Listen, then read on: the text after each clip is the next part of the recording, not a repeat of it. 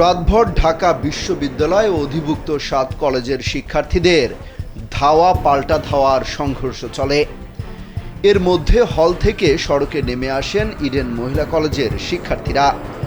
রোববার দিবাগত রাত 12:30টার দিকে গেটের তালা ভেঙে ইডেন মহিলা কলেজের ৩ শতাধিক শিক্ষার্থী নীলক্ষেত মোড়ে অবস্থান নেন।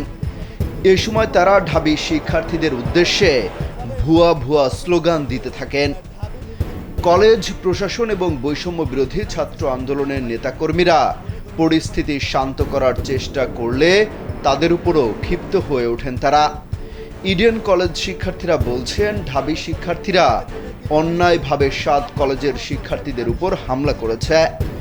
এমনকি তারা ৭ কলেজের বেশ কয়েকজন শিক্ষার্থীকে আহত করেছে বলে অভিযোগ করেন। তাই ৭ কলেজের ভাইদের সহযোগিতার জন্য বের হয়েছেন বলে জানান।